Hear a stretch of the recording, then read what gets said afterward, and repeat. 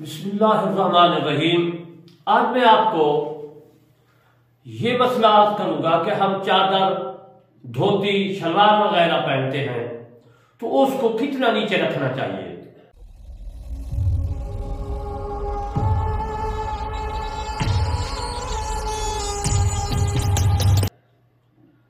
تو میں آپ کو یہ مسئلہ عرض کرنے سے پہلے گزارش کرتا ہوں کہ میرے کرمانی ٹی وی کو سبسکرائب، لائک، کمنٹ کریں۔ اس میں میں قرآن مجید فرقان حمید کی تفسیر لکھ رہا ہوں جس کا نام ہے تفسیر کرمانی۔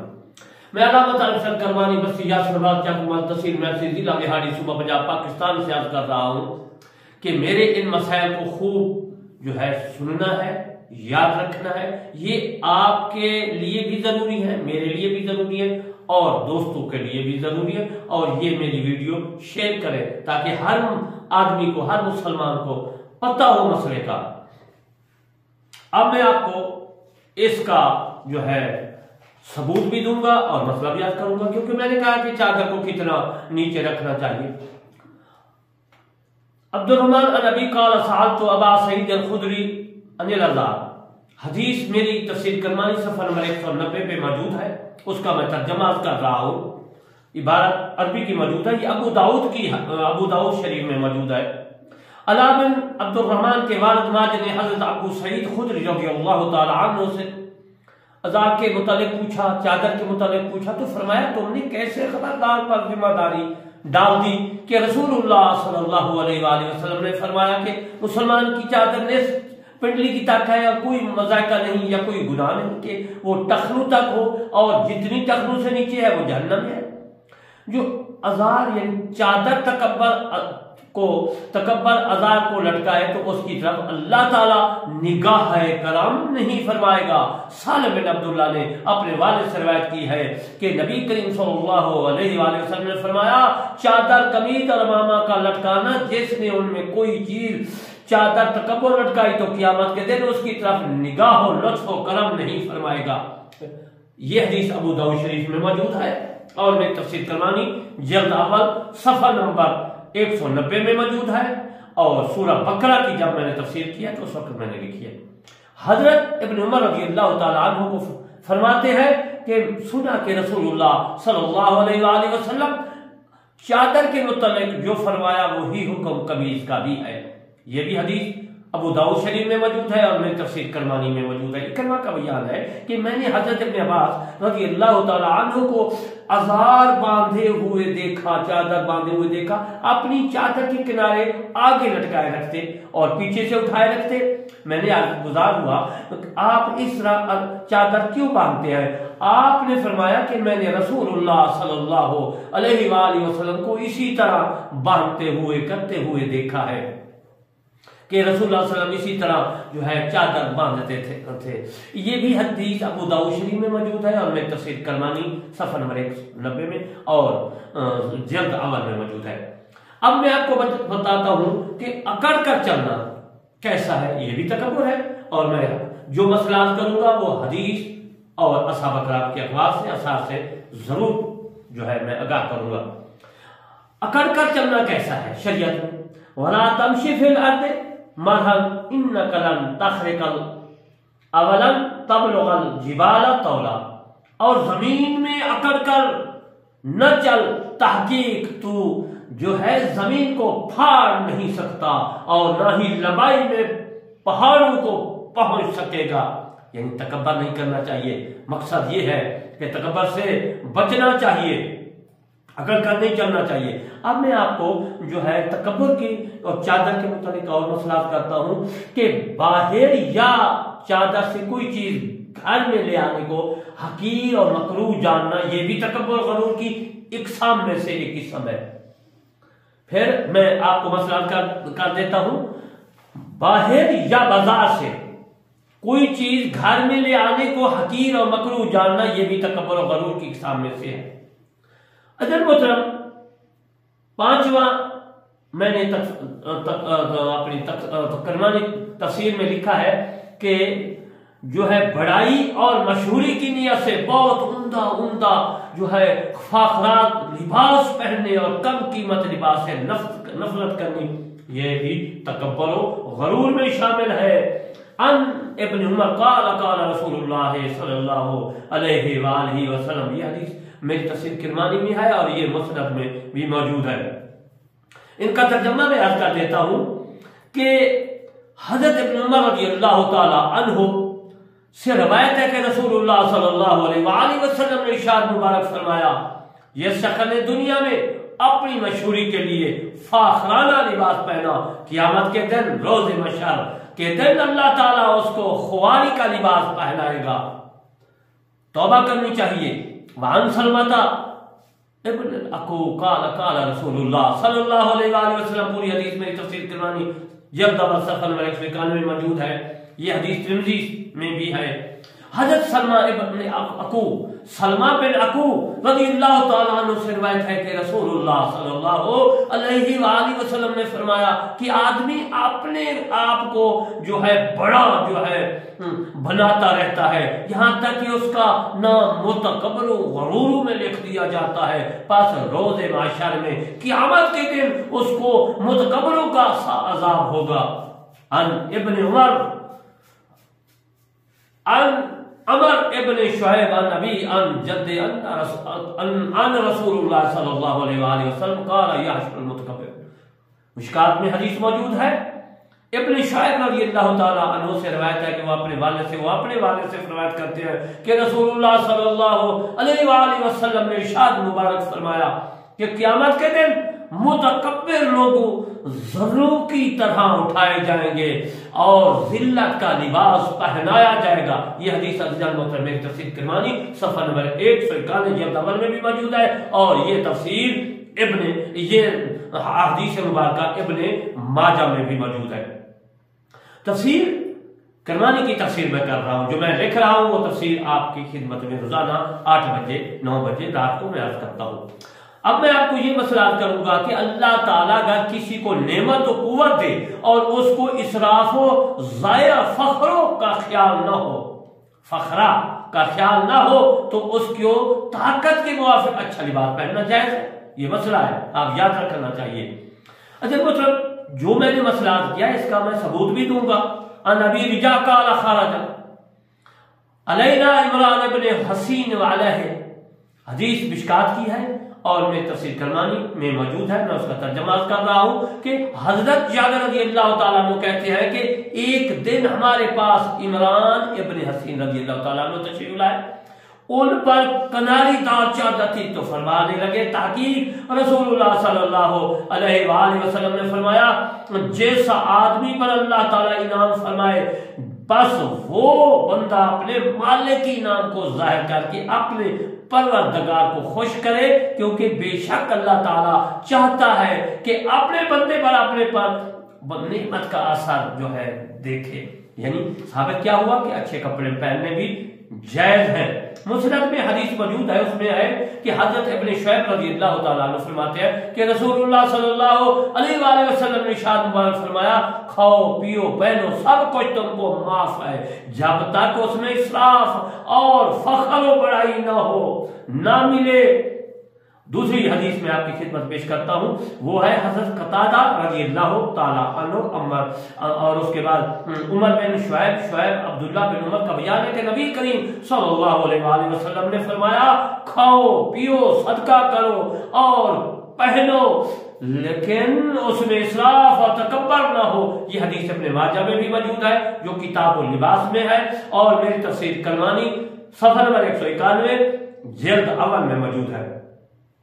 میں نے کیا عرض کیا کہ تکبر اور غرور نہیں ہونا چاہیے، اور آپ کو میں تکبر کا چھٹا مسئلہ کروں، میں نے 6 نمبر لگائے ہیں تفسیر کرمانی میں۔ پیوند والے لباس کو حقیر اور برا جاننا اور اس کے پہننے سے اس لیے نفرت کرنی کہ اس سے میری شان میں کمی آتی ہے، یعنی شہرت کے لیے۔ اجل محترم اس کے بارے میں آپ کو سمجھا دیتا ہوں، حوالے سے ثابت کروں گا، اس طرح نہیں کہ میں بس سرخی دے دی۔ تفسیر کرمانی کی میری سرخی ہے جو میں نے پڑھی ہے، پیوند والے لباس کو حقیر اور برا جاننا، اس کے پہننے میں اس لیے نفرت کرنی کہ اس سے میری شان میں کمی آتی ہے، یعنی شہرت کے لیے یہ کپڑے پہنو۔ تو جنمت حدیث موجود ہے میرے پاس، ان ابن عمر قال قال رسول اللہ صلی اللہ علیہ وسلم من لیسا صوبہ، حضرت ابن عمر رضی اللہ تعالی عنہ فرماتے ہیں کہ نبی کریم صلی اللہ علیہ وآلہ وسلم نے فرمایا جو آدمی دنیا میں شہرت اور ناموری کے لیے کپڑے پہنے گا اللہ تعالیٰ اسے قیامت کے دن ذلت کا لباس پہنائے گا، اس میں آگ لگا دے گا۔ یہ حدیث ابن ماجہ میں موجود ہے اور آپ وہاں سے بھی پڑھ سکتے ہیں اور میری تفسیر کرمانی میں جلد اول میں سفر مرے فرقان میں پڑھ سکتے ہیں، جو آپ کے نیٹ میں بھی میں جو ہے عبارات دے رہا ہوں، جو لکھ رہا ہوں وہ عبارت دے رہا ہوں، آپ پڑھ سکتے ہیں، میری تقریر بھی سن رہے ہیں۔ حضرت ابو ذر غفاری رضی اللہ تعالیٰ عنہ کا بیان ہے کہ نبی کریم صلی اللہ علیہ وآلہ وسلم نے ارشاد مبارک فرمایا جو دنیا میں شہرت کی خاطر لباس پہنے گا اللہ تعالیٰ اسے ذلت کا لباس پہنا کر جہاں جی چاہے گا رکھے گا۔ زید بن وہب رضی اللہ تعالیٰ عنہ فرماتے ہیں کہ حضرت عمر رضی اللہ تعالیٰ عنہ ایک دن بازار میں تشریف لائے اور آپ کے ایک ہاتھ میں درہ تھا اور ازار میں جو 14 پیوند لگے ہوئے تھے، چادر میں 14 ٹاکیاں تھی، پیوند لگے ہوئے تھے، جس میں بعض پیوند چمڑے کے تھے۔ یہ عزیز المحترم احیاء العلوم میں حضرت امام غزالی رحمۃ اللہ علیہ نے لکھا ہے، وہ بھی میرے پاس احیاء العلوم میرے پاس موجود ہے۔ ابن عمر قال قال رسول اللہ صلی اللہ علیہ وسلم امان تشبیہ، یہ جو میں نے عبارت پڑھی ہے یہ حدیث ہے ابو داؤد کتاب اللباس میں۔ حضرت ابن عمر رضی اللہ تعالیٰ عنہ فرماتے ہیں، روایت کرتے ہیں کہ رسول اللہ صلی اللہ علیہ وآلہ وسلم نے ارشاد مبارک فرمایا جس کام کی مشابہت اختیار کرے وہی اسی میں شمار ہوگا، یعنی جس میں آدمی ہوگا، جس کاروبار میں ہوگا۔ کہ آپ کو یہ مسئلہ بتاتا چلوں، قرآن مجید آدمی پڑھ رہا ہے، موت آ جاتی ہے قبر میں، قرآن مجید پڑھے گا، حشر کے دن جب قیامت ہوگی قرآن مجید پڑھتا ہوا اٹھے گا، نماز کی حالت میں فوت ہو نماز کی حالت میں اٹھے گا، نیک کام کرتے ہوئے فوت ہوگا اسی حالت میں اٹھے گا۔ اور پھر جو دوسرے آدمی ہیں وہ مطلب نام تو میں نہیں رہنا چاہتا، آپ خود سمجھ جائے کہ جس حالت میں مریں گے اسی حالت میں اٹھیں گے۔ اب میں آپ کو یہ مسئلات کرتا ہوں، وہ 7واں غرور تکبر کے بارے میں ہے کہ بازار جاتے وقت اپنے ساتھ چند خادم نوکر تکبر غرور کی وجہ سے لے جائے، پھر اس کا مسئلہ سمجھ گئے کہ تکبر غرور کی وجہ سے چند آدمی اکٹھے لے جاؤ، میں بڑا زمیندار رئیس ہوں، شیخ ہوں، میں وڈیرا ہوں، میرے 7 آدمی ہیں، غرور تکبر کی وجہ سے، تو پھر کیا ہے وہ سنیں۔ اور جو مسئلہ میں عرض کروں گا حدیث اور قرآن سے عرض کروں گا، اگر تکبر و غرور کی وجہ سے لے جائے وہ رئیس وڈیرا زمیندار امیر تو پھر ناجائز ہے، اگر حفاظت کی وجہ سے لے جائے تو پھر جائز ہے، یہ کام کی وجہ سے یا لے جائے تو پھر بھی جائز ہے۔ یہاں پر شریعت اجازت دے گی وہاں پر جائز ہوگا، سمجھ گئے آپ؟ اگر تکبر کے لیے لایا جائے گا شیخ یہ وہ تکبر کے لیے، یعنی چند آدمی زیادہ 150 آدمی لائے پھر تو گناہ ہے، اگر اس کو ڈر خوف ہے تو پھر جائز ہے، حفاظت کے لیے لے جائے جائز ہے، کام کے لیے لے جائے، یہاں پر شریعت کہہ دے بس وہ جائز ہے۔ اب 8واں مسئلہ تکبر غرور کے بارے میں یاد کرتا ہوں کہ اپنے خادم کے ساتھ مل کر کھانا، کھانے سے نفرت کرنی، وہ کیسا ہے؟ یہ تو گناہ ہے۔ النبی ہریرہ قال قال رسول اللہ صلی اللہ علیہ وسلم، جو میں مسئلہ کروں گا حدیث کے ساتھ کروں گا، یہ نہ کہنا کہ یہ اپنی طرف سے مسئلہ بیان کرتا ہے اور کوئی ثبوت نہیں دیتا۔ وہ مسئلہ آدمی عرض کرے کہ جس کا ثبوت بھی اس کے پاس ہو۔ یہ میں جو مسئلہ کروں یہ ابو داؤد شریف کتاب الصوم میں ہے، میری تفسیر کرمانی 191 صفحہ نمبر پر، اور جلد اول میں سورہ بقرہ کی جب میں نے آیات تشریح کی ہے، تفسیر کی، اس میں موجود ہے۔ حضرت ابو ہریرہ رضی اللہ تعالیٰ عنہ سے روایت ہے کہ رسول اللہ صلی اللہ علیہ وآلہ وسلم نے ارشاد مبارک فرمایا جب تم میں سے کسی کا خادم ملازم جو ہے اس کے لیے کھانا لے کر آئے، یعنی نوکر رکھتے ہیں، بھائی میرے زمیندار وڈیرے جو ہوتے ہیں میرے پاس کھانا لے کر آؤ، چل تو سکتے نہیں بیچارے، کھانا لے کر، کھانا نوکر رکھنا، کھانا لے آنا جائز ہے، گناہ نہیں ہے۔ کھانا نوکر لے کر تیار کر کے اور پھر اسے لے کر آئے وڈیرے کے پاس، زمیندار کے پاس، جس کی خاطر وہ گرمی اور دھواں برداشت کر چکا ہے، یعنی پکا چکا ہے یہ وہ، تو اسے اپنے ساتھ بیٹھا کر کھلائے وڈیرا زمیندار، نوکر غلام ملازم کو ساتھ بیٹھا کر کھلائے۔ اگر کھانا تھوڑا ہو تو اس میں سے کم از کم 1-2 لقمے ہی اس کے ساتھ جو ہے ہاتھ پر رکھ دے۔ واشی بن حرب کے والد ماجد نے ان کے جد امجد روایت کیا ہے، فرماتے ہیں نبی کریم صلی اللہ علیہ وآلہ وسلم کے بعض اصحاب عرض گزار ہوئے کہ یا رسول اللہ صلی اللہ علیہ وسلم ہم کھانا کھاتے ہیں شکم سیر نہیں ہوتا۔ فرمایا تم اکیلے اکیلے کھاتے ہو؟ عرض گزار ہوئے ہاں یا رسول اللہ صلی اللہ علیہ وسلم۔ آپ نے فرمایا کھانا مل جل کر کھایا کرو اور اس پر اللہ تعالیٰ کا نام لیا کرو تو اللہ تعالیٰ بسم اللہ لا برکت ہے، بسم اللہ تو تمہیں بسم اللہ الرحمن پڑھنی چاہیے، میرا مقصد یہ ہے تو تمہیں اس میں برکت ہوگی۔ یہ ابو داؤد کتاب و طعام میں حدیث موجود ہے۔ جو میں نے کہا کہ ذمہ دار ہے وہ اکیلا کھانا نہ کھائے، اس کو ساتھ بٹھا کر کھائے یا کچھ لقمہ دے دے، اس کا میں نے یہ ثبوت حدیث بیان کر دی ہے، ابو داؤد کی کتاب و طعام میں ہے۔ اپنے خادم کے ساتھ کھانا کھانے میں نفل کرنی ناجائز ہے، خادم کے ساتھ کھانا کھانے میں نفل نہ کرنی چاہیے، ویسے اکیلا کھانا جائز ہے، ناجائز نہیں ہے۔ یا خادم خادموں کے ساتھ کھانا کھائے اور خادم جو کا مالک اپنے گھر پر کھانا کھائے، یہ بھی جائز ہے، گناہ نہیں ہے۔